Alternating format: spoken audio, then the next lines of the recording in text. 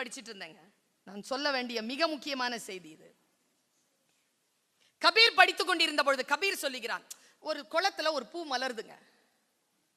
But டீப்பா சொல்றேன் குழந்தைகளே, எனக்கு தெரியும் உனக்கு புரிகிறது என்று.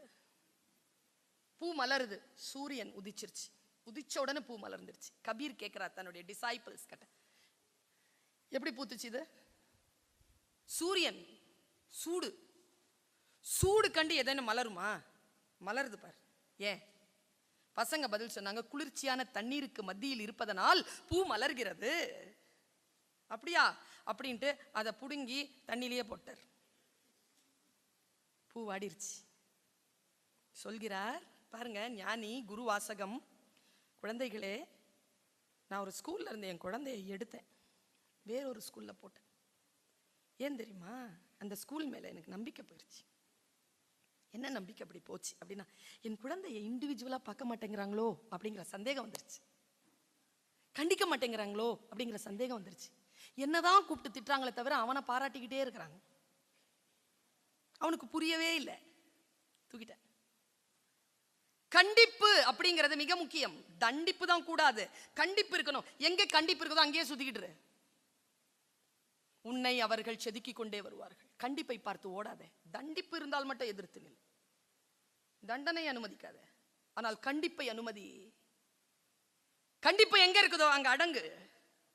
ஏதாவது டீச்சர்ஸ் உனக்கு ஏதாவது டீச்சர் சொல்லவே கூடாது, இந்த ஸ்கூல்ல சொல்ல மாட்டாங்கன்னு நம்புறேன். திட்டக்கூடாது குழந்தைகள்.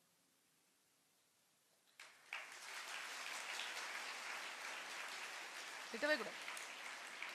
ஏன்னா உங்க நாக்குல சரஸ்வதி இருக்கா, அவ சொல்ற மாதிரி அது. நீ எல்லாம் சொல்லாதீங்க, சொல்லாதீங்க. சொல் பலித்து விடும். சொற்களை சுத்தமாக வைத்துக் கொண்டிருத்தல்.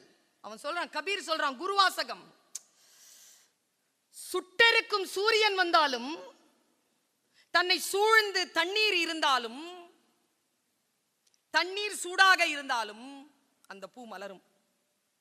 ஏனென்றால் அந்த பூவிலையில் இருக்கக்கூடிய தண்டு அந்த மண்ணோடு தன்னை தொடர்பு படுத்தி கொண்டிருக்கிறது. எந்த ஒரு பூ தன்னை தன்னுடைய மண்ணோடு தொடர்பு படுத்தி கொண்டிருக்குமோ அது தண்ணீரால் சூழப்பட்டாலும் அழுகாது, சூரியன் பட்டாலும் மலரும் என்று பேசுகிறான் கபீர்.